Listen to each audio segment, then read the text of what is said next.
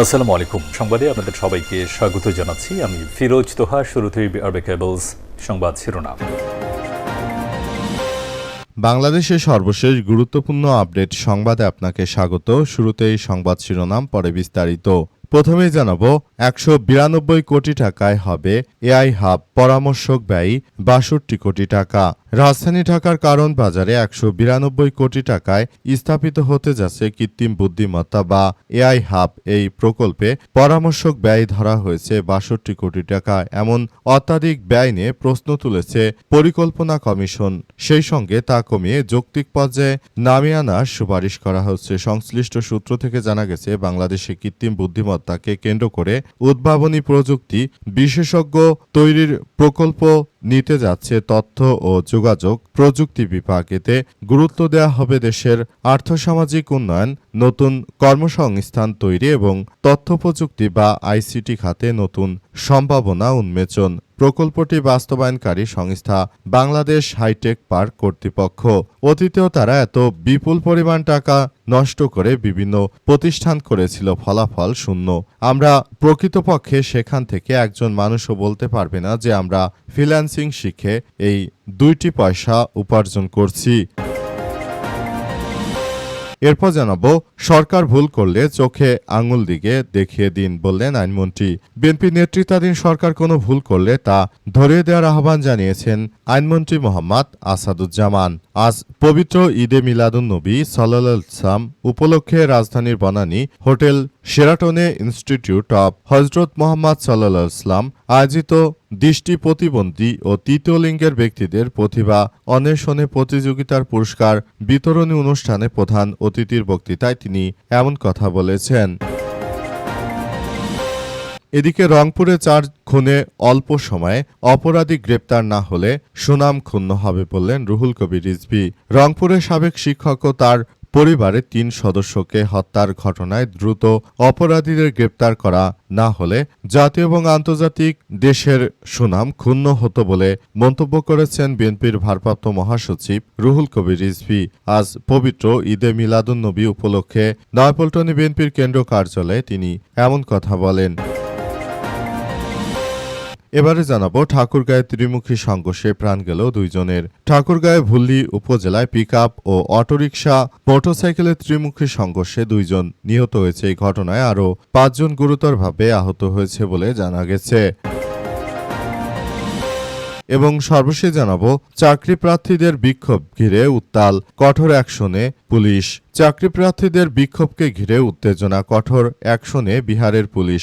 ভারতে নতুন করে চাকরি প্রত্যাশীরা মাঠে নেমেছে নতুন করে, তাই এগুলো নিয়ে আসলে ভারতে এখন তীব্র সমস্যার সৃষ্টি হয়েছে। ভারতের এ সরকার ক্ষমতা আসার পর থেকেই আন্দোলন তীব্র থেকে তীব্র হচ্ছে। এখন নতুন করে বিএনপি সরকার ক্ষমতা আসার পর থেকেই যেমন বাংলাদেশে অরাজক পরিস্থিতি সৃষ্টি হয়েছে, তেমনিভাবে নির্বাচনের পর নরেন্দ্র মোদী ক্ষমতা আসার পর থেকেই পুরো ভারতবর্ষ জুড়ে নতুন নতুন সমস্যার সৃষ্টি হচ্ছে। এখান থেকে আসলে সবাইকে বের করে আনতে হবে। তাছাড়া আসলে এই মুহূর্তে ভারতে এই বিপজ্জনক পরিস্থিতি শেষ হওয়ার কোনো উপায় নেই। অবস্থা এতটাই বেগতিক হয়েছে যে রাজ্যের বিভিন্ন জায়গায় পুলিশ মোতায়েনে বাধ্য করা হচ্ছে। প্রিয় দর্শক, এতক্ষণ শুনছিলেন সংবাদ শিরোনাম, এবারে বিস্তারিত। তবে তার আগে বন্ধুরা, অনুরোধ থাকবে এই সংবাদটিতে একটি লাইক দিন।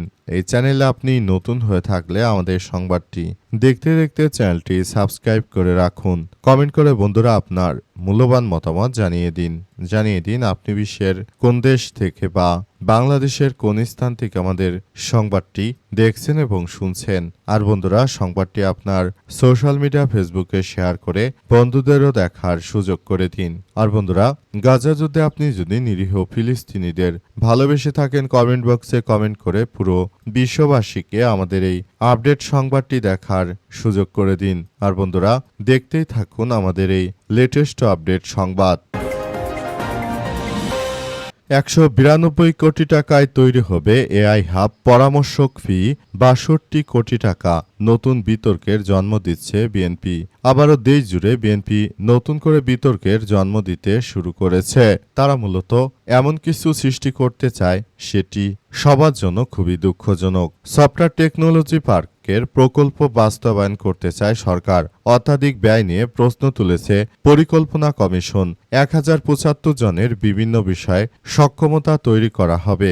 রাজধানী ঢাকার কারণ বাজারে 192 কোটি টাকায় স্থাপিত হতে যাচ্ছে কৃত্রিম বুদ্ধিমত্তা বা এআই হাব। এই প্রকল্পে পরামর্শক ব্যয় ধরা হয়েছে 62 কোটি টাকা। এমন অত্যাধিক ব্যয় নিয়ে প্রশ্ন তুলেছে পরিকল্পনা কমিশন। সেই সঙ্গে তা কমিয়ে যৌক্তিক পর্যায়ে নামিয়ে আনার সুপারিশ করা হচ্ছে। সংশ্লিষ্ট সূত্র থেকে জানা গেছে যে বাংলাদেশে কৃত্রিম বুদ্ধিমত্তাকে কেন্দ্র করে উদ্ভাবনী প্রযুক্তি বিশেষজ্ঞ তৈরির প্রকল্প হাতে নিতে যাচ্ছে তথ্য যোগাযোগ প্রযুক্তি বিভাগ। এতে গুরুত্ব দেওয়া হবে দেশের আর্থসামাজিক উন্নয়ন, নতুন কর্মসংস্থান তৈরি করা এবং তথ্য প্রযুক্তি আইসিটি খাতে নতুন সম্ভাবনা উন্মোচন। প্রকল্পটি বাস্তবায়নকারী সংস্থা বাংলাদেশ হাইটেক পার্ক কর্তৃপক্ষ 2026 সালের 1 জুলাই থেকে 2029 সালের 31 ডিসেম্বর পর্যন্ত 3 বছর 6 মাসে এটি বাস্তবায়ন করা হবে। প্রকল্পের মোট ব্যয়ের মধ্যে সরকারি অর্থায়নে 33 কোটি 66 লক্ষ টাকা, বাকি 159 কোটি টাকা বা 13 মিলিয়ন মার্কিন ডলারের অনুদান দিবে কোরিয়া ইন্টারন্যাশনাল কোঅপারেশনস এজেন্সি বা কোইকা। এ অনুদানের বিষয়ে মঙ্গলবার বাংলাদেশ সরকার ও কোইকার মধ্যে চুক্তি সই হয়েছে বলে জানিয়েছে অর্থনৈতিক বিভাগের সদস্যরা। প্রকল্পটি কারণ বাজারে অবস্থিত সফটওয়্যার টেকনোলজি পার্ক বা STP-2 বাস্তবায়ন হবে। এর আওতায় STP-2 এর চতুর্থ, পঞ্চম ও ষষ্ঠ তলায় অভ্যন্তরীণ সাজ্জা ও কারণ বাজারে অন্যান্য সংশ্লিষ্ট কাজ করা হবে বলে জানানো হয়েছে। সরকার ভুল করলে চোখে আঙুল দিকে দেখিয়ে দেওয়ার কথা জানিয়েছেন আইনমন্ত্রী আসাদুজ্জামান জানিয়েছেন যে বিএনপি সরকার যেহেতু নতুন ক্ষমতায় বসেছে তারা অনেক বেশি ভুল বিভ্রান্তি করতে পারে। সুতরাং যদি কোনো ধরনের অন্যায় কিংবা ভুল করে থাকি সেটি চোখে আঙুল দিয়ে দেখিয়ে দিন। আমরা মনে করি সেখান থেকে আমরা নিজেরা সংশোধিত হব। তাছাড়া বাংলাদেশ আসলে এই মুহূর্তে কোনোভাবেই এগিয়ে যাওয়া সম্ভব নয়। তিনি আরও জানিয়েছেন যে বিষয়গুলো খুবই গুরুত্ব সহকারে দেখছি। আমরা মনে করি এগুলো খুবই গুরুত্ব দিতে হবে। আমরা প্রকৃতপক্ষে এসব বিষয়গুলোকে খুবই বিবেচনায় রাখছি বলে জানিয়েছেন তিনি আরও জানিয়েছেন যে এই প্রধানমন্ত্রী তারেক রহমান আমাদেরকে আরও সবার সঙ্গে বলেছেন।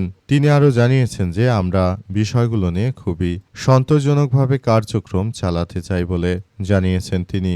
নতুন করে আবার বিষয়গুলো নিয়ে খুবই দুঃখজনক ঘটনা না ঘটে সেই ব্যাপারগুলো দেখা হচ্ছে।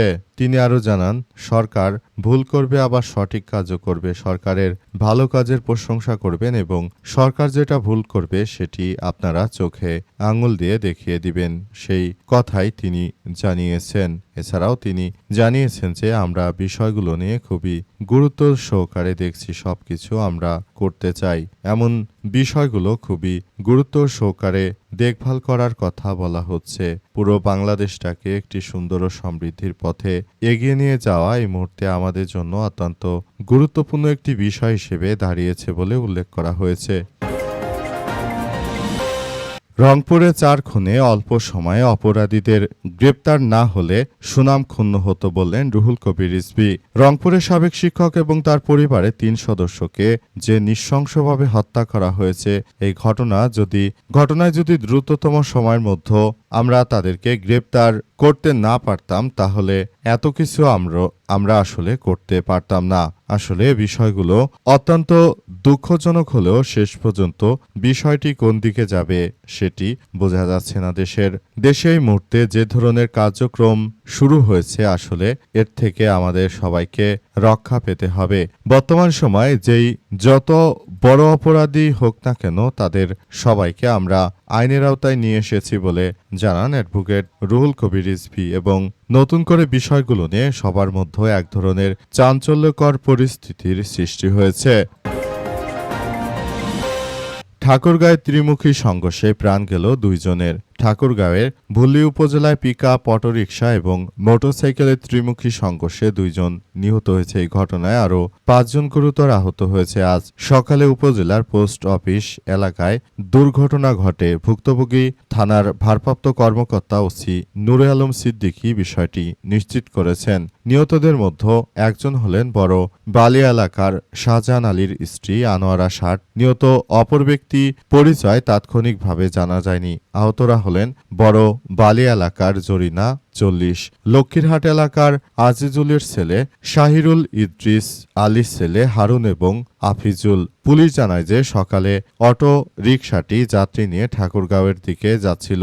অপরদিকে ঠাকুরগাঁও থেকে পিকআপটি ভুল্লি উপজেলা পোস্ট অফিস এলাকায় পৌঁছালে প্রথমে এটি মোটরসাইকেলের সাথে সংঘর্ষ হয়। এরপর পিকআপটি নিয়ন্ত্রণ হারিয়ে ভুল্লি থেকে ছেড়ে আসা অটোরিকশাটির সাথে মুখোমুখি হয়। এতে ঘটনাস্থলে তাদের মৃত্যু হয়েছে বলে জানা গেছে। এই ঘটনা এখন পরিস্থিতি থমথমে অবস্থা বিরাজ করছে। বিষয়গুলো আসলে সবার জন্য খুবই গুরুত্বপূর্ণ বিষয়গুলো আসলে হয়ে যাচ্ছে।